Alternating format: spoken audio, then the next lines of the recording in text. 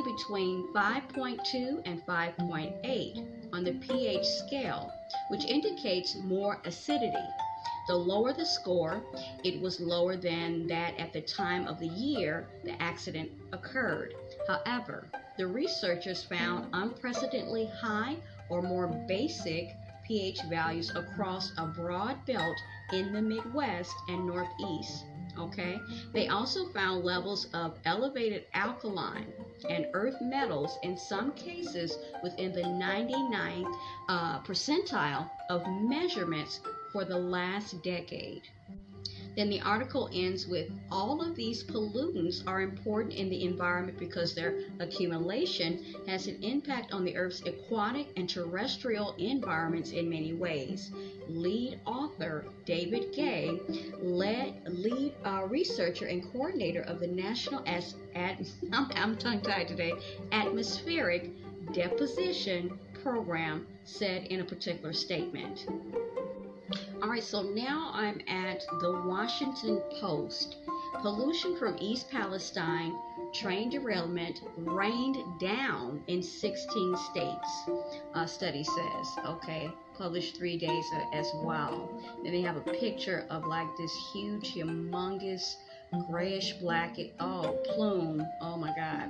It says on February 3rd, 2023, a train carrying toxic chemicals crashed in northeastern Ohio, sending up a large black cloud, oh yeah, I see the picture, over Ohio and Pennsylvania after officials decided to burn off the hazardous materials. As the chemicals lofted into the air, the pollution spread as far as 16 states, according to the new study.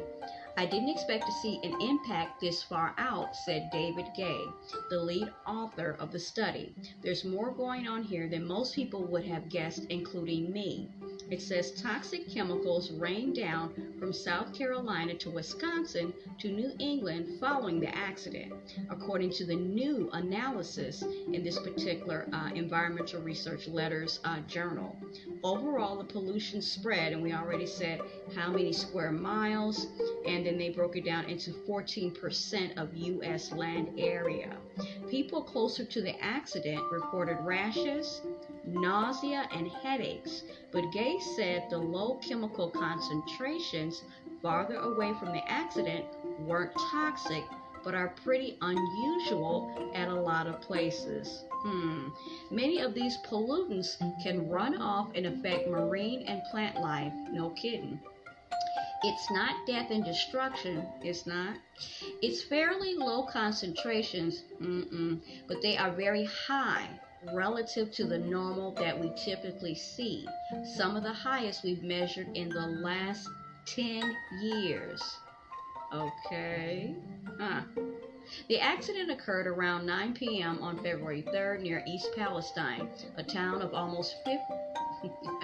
Oh boy, I messed it up today. 5,000 residents on the Ohio-Pennsylvania border. Now, the train operated by Norfolk Southern experienced a mechanical issue that caused more than 50 cars to derail. Now, some of the trains were carrying hazardous materials, including a known human carcinogen called vinyl chloride. Now, in an emergency decision, officials authorized a controlled burn of the hazardous chemicals to prevent a catastrophic explosion. I get that.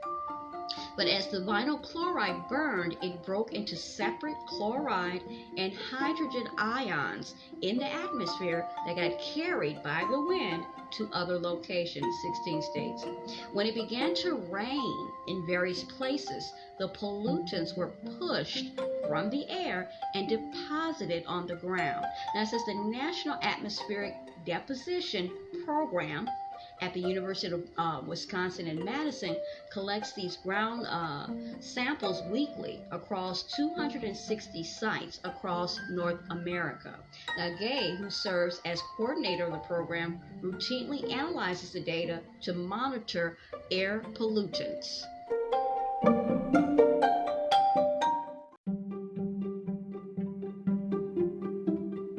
Now, there is actually looks like there is a particular graph, okay, or map, and it says underneath it, areas with abnormally high chloride ion concentrations the week of and the week after the East Palestine train derailment are shown, and then there are different colors of yellow, different shades of mustard.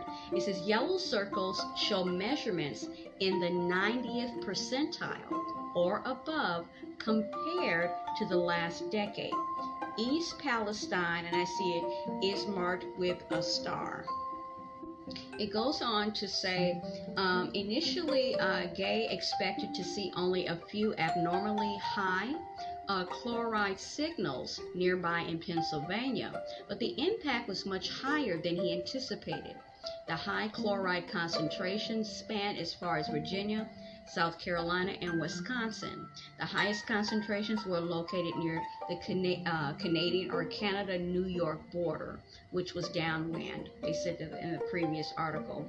It said the pollutants disappeared within 2 to 3 weeks after the accident. See, I'm going to stop here. I'm not a scientist, obviously, but just because, I'm not trying to be mean, but I've watched how actually here where I'm at, different things have happened, and things of tankers or different things, chemicals have escaped, an accident, a seepage, and then it goes into the air and it dissipates, and then they cover it saying, oh, it dissipated, everything's okay. But just because you can't see something or it's not visibly in the air, in my opinion, and maybe I'm wrong for this, doesn't mean that everything is okay.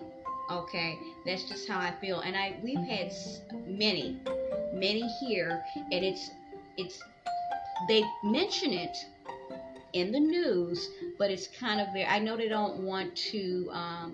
You don't want to cause a panic, okay?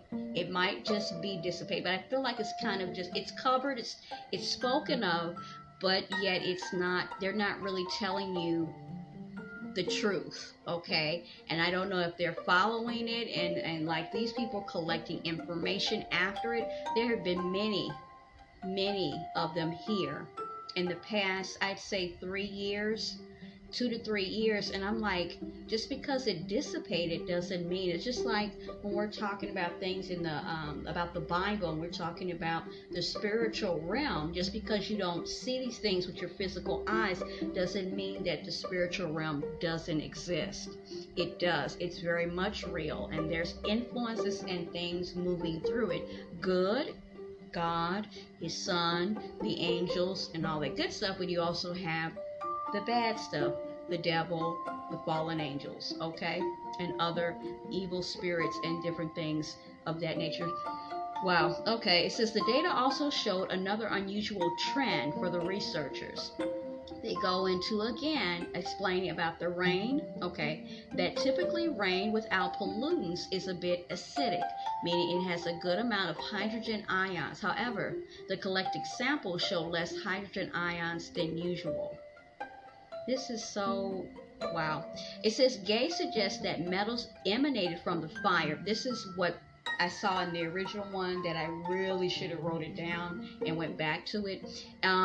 Like calcium, sodium, potassium, and magnesium help to suck up a bunch of those hydrogen ions that are normally present in our atmosphere. This was something that I seen on YouTube, and they mentioned these particular chemicals or metals, as they say, okay, but I don't get a good feeling about it. Like I said, I'm not a scientist, nor will I ever be one at this point of my life, but they made sure, they said, oh, it's just, it's these metals, these are chemicals, or whatever, how you want to say it, and everything's okay. But you get something in the pit of your stomach, and you've seen how, like I said, epic it was in East Palestine. Now you're saying this. And Miss Mary has been saying this for the longest time, going out in the atmosphere, going out, something's not right, something doesn't feel right. I don't think we're the only people, and I don't think Miss Mary is the only person either, or myself. They're like, something Something's not adding up here. Something is up in this, and it's so much going on.